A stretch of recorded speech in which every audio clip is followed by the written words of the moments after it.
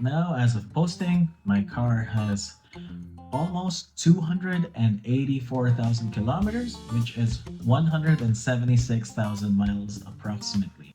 So, for those of you longtime subscribers to my channel, you know that I have a 2017 Tesla Model X. We lovingly call it Raichu, and our first car, we called it Pikachu. It was a Tesla Model S. So we have since sold the Model S in 2019, and we now just have a Model X, and we have a Model 3 that we rent out on tour, which is a 2023. But the focus of this video will be our 2017 Tesla Model X. This is about long-term ownership of a Tesla Model X. And why would you be watching this video? You might be thinking about buying it as a used car. You might be thinking about buying a new Model X and are probably wondering how it is to live with and to actually maintain. What we're going to talk about in this video would be gas savings and maintenance cost, the Model X versus Model 3 and Y, because a lot of you might be considering a used Model X versus a newer or newer-ish in years Model 3 or Y. And I'm gonna let you in on a little surprise at the end. We actually bought a gas car in the last few months, but we haven't used it a lot yet, but we will in the summer. I'll get more into it. Our Tesla Model X is a 2017 90D. We bought it in the Calgary showroom. It was the showroom car back then, and it is a 7-seater model, leather trim black. You've probably seen it in the old videos. I'm going to be flashing it on the screen as we go along. We originally bought it because our previous vehicles were a Mercedes ML BlueTech diesel and the other one was a Mercedes C300. So our accountant suggested that we switch to electric, specifically Tesla, and since they had the free supercharging for life promotion going back then, it made financial sense for us. And did it make financial sense for us to switch from the Mercedes to the Tesla? Absolutely yes, okay? Without a doubt, yes. Because it saves us lots of trips to the dealership or the service center. We go to service a lot less with the Tesla versus the Mercedes. Ride quality, I would say, is comparable, but you have the awesome tech features.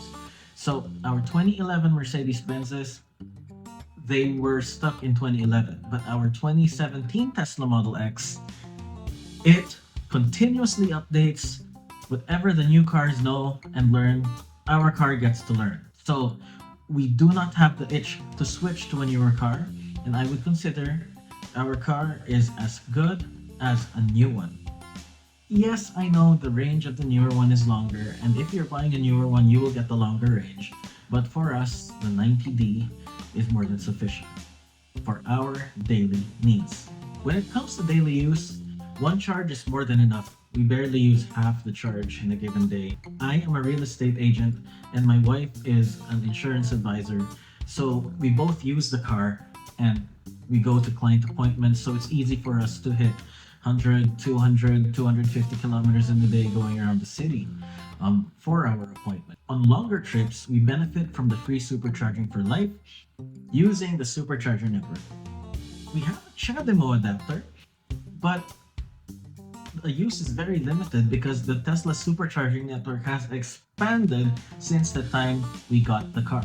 The range is amazing in the summer. We get maximum mileage out of the battery, but in the winter time, because I leave the climate control on because I just want the snow to melt on the car rather than brush it off myself, I leave the climate control on even during my client appointments. So the range sucks in the winter. I would say I lose about half my range just because I leave the heater on. Most others will just drive from point A to point B and then park and then don't, leave the car running for the whole time and then just go back home from work. They will probably experience 25 to 30% reduction in range. But for my use, 50% reduction in range. But with my free supercharging for life, I just stop by the supercharger and I just top up if I need extra range when I go home. So I sometimes charge a bit more because, hey, who doesn't want free juice? Now let's get into the nitty-gritty of this video. So let's talk about the service and maintenance. So there isn't any required servicing for the Tesla Model S and X, or 3 and Y for that matter, to maintain your warranty. However, there are some recommended items that we have done through the years, and we just address issues as they went along. So, in terms of our initial warranty was 80,000 kilometers or 50,000 miles for everything, and unlimited kilometers or miles for the battery and drive unit. So we are now approaching the end of our battery and drive unit warranty. It will expire in October of this year when we will hit the 8-year mark of our ownership of our Model X. So at this time, we haven't had any battery replacements or drive unit replacements. We're still on the original batteries and motors. So since we have a warranty up to 80,000 kilometers, we did not incur any expenses prior to 80,000 kilometers. So we're just going to talk about my out of warranty expenses. So on July 22, 2020, this was an optional upgrade. We did the infotainment upgrade from August, no, we did the infotainment upgrade from MCU 1 to MCU 2 and Autopilot 3.0. So that cost us $3,547. I know it's cheaper now. And we did that when the car was at 118,000 kilometers. So 118,547. So essentially 118,000 kilometers, we did the infotainment upgrade. That was an optional upgrade, but highly recommended. But let's just count that in. So 3,547. The first concern that we had was when it hit 151,000 kilometers. That was in May 12, 2021. We had the air suspension height sensor and calibration. It cost $787.49. And in March 25, 2022, when we hit 191,000 kilometers, we got our first 12-volt battery replacement. And we haven't had a 12-volt battery replacement since. So that was the first, and we're on that current battery. That cost us $297.67. April 6, 2022, we have our mileage at 193,891. We have front brake pads and rotors. So our first set of brakes. So that cost us $1,660.04. On June 1st, 2022, at 199,779 kilometers, we had our full self-driving camera replacements.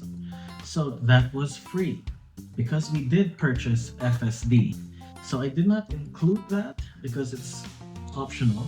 You know, the cost of FSD at the time, it was $2,800. There was a glitch. So yeah, add $2,800 to the total if you want to include buying the FSD at the time. But it's not accurate because that's not the price of the FSD anymore if you were to pay for it. Now, on October 20, 2022, 216,000 kilometers, we had our key fob batteries for the key fob replaced. And that came at a cost of $18.48. Yeah, I know. I could just buy it from the dollar store. What the heck, right? So let's put that in, $18.48. Now, on February 9th, 2023, we had an issue with our trunk lift gate hatch power relay. So that was done at the cost of $222.08. So the next item, on April 13, 2023, at 231,000 kilometers, so 276 kilometers, it was the HEPA and cabin air filter replacement. So they actually advise you to replace it earlier, but we wait until it's stuck inside. Really, shouldn't wait that long, but we did. So That was done for a cost of $550.73. So that was done with Tesla. The next one, August 15, 2023, mileage of 243,230. We had an issue with our right hand repeater camera replacement. You know, on the side, on the fender, there's that black camera. So that was done. It was replaced by Tesla Calgary for $204.33. Now, November 23, 2023, we had quite a big issue. So, and my friend who's actually my accountant, who also has the same year Model X 2017, he had the same issue a few months before we had ours done. So it was the air suspension. So we woke up one day, the air suspension just suddenly went flat. So basically the car was lower on the front. So that was a big deal for us. Anyway, we took it to Tesla Calgary. I drove it. It wasn't a pleasant ride, and I wasn't supposed to drive it. Um, I'd recommend you just get your car towed. But regardless, we spent $5,028.98. And there was also corrosion found on the right-hand repeater coaxial cable. February 23, 2024, at 260,000 kilometers, we had our front suspension links done at the cost of $2,262.96. And on December 4, 2024, our last service visit, finally we have a shop aside from Tesla Calgary. It's called My Garage Auto and Tire. They are an alternative to the Tesla Service Center. If you can't get in, or if you'd want a third party to work on your vehicle as opposed to the Tesla Service Center to save on costs, My Garage Auto and Tire is my new go-to place. So we have the parking brake, AC desiccant, and an overall inspection of the vehicle. So that was done at $279,974. So that came at the cost of $1,568.42. All in all, our current running total is $16,148.18 over 279,000 kilometers. But if you exclude the infotainment system upgrade, that would bring you to $12,601.18. Now, if you are thinking about using this video as a reference to a Model 3 or Y purchase or ownership experience, there are certain parts of the Model X that do not appear in the Model 3 and Y. So if you exclude those items that do not appear in the Model 3 and Y, the total cost will be $6,544.15. I have excluded tires from this because it's an entirely personal preference. I have really gone through the cheap route of tires, which I shouldn't be doing, but I've been using Chinese tires for the last 100,000 kilometers or so. But lately, I've just installed a new set of Nokian WRG5s on it for all-weather performance. So, excluding tires, so you may want to add tires into this. So yes, the Tesla Model X does not use gas. Electricity is generally cheaper than gas, but you have to understand that the money you save on gas, it would be offset by the more expensive parts you'd have to buy.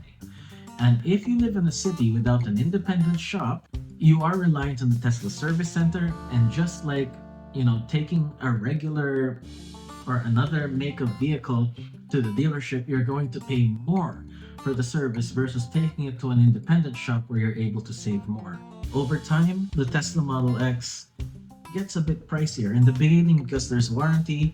You're able to get a lot of the initial issues settled without paying for anything. But once it's out of warranty, I've outlined to you the costs. In this video, I have outlined my out-of-pocket costs. But if you're someone who just keeps on buying a new vehicle all the time and then trading the other one in or selling it, then you won't be too worried about it. However, the thing with the Teslas is that they depreciate a lot. So if you don't want these out of warranty costs and you keep on buying a new car, you would be hit by depreciation every single time. So the choice is personal. It depends with you whether you'd want to take the depreciation hit or pay the out of warranty costs for the repair of an older vehicle if you plan to keep on driving it. Comparing the maintenance to a traditional gas car, I would say if you're comparing the Model X or any higher end Tesla or Tesla for that matter, you may want to compare the maintenance cost to a higher end make like Porsche, Mercedes, BMW. They would be similar, but the difference is you are paying for gas with these other makes versus the Teslas. So you save some money on gas, but you have to pay it on parts. So one way or another, they will get you.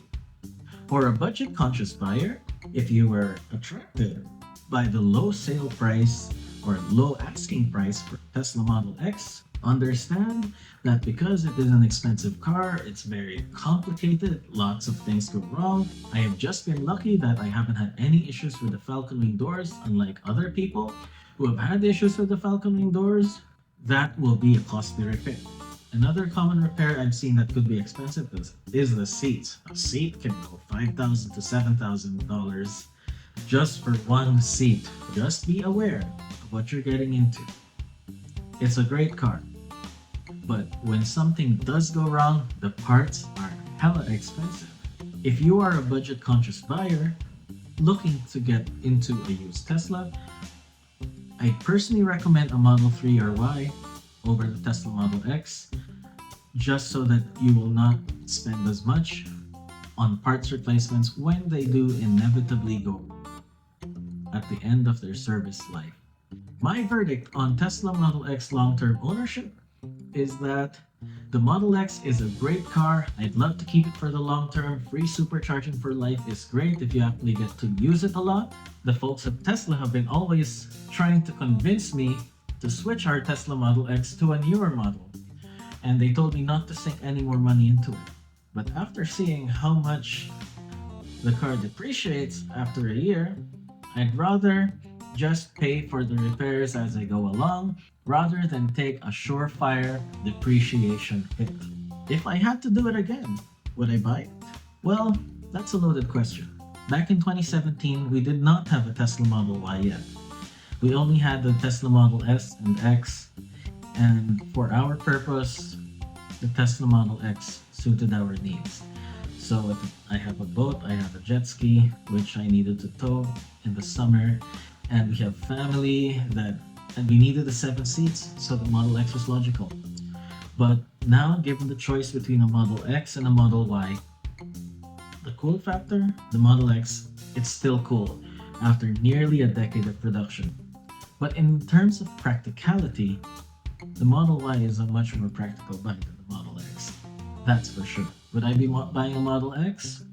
Maybe, but I might have been swayed to get the Model Y instead. What are your thoughts? I have shared my experience with the Model X. Maybe you're a Tesla owner.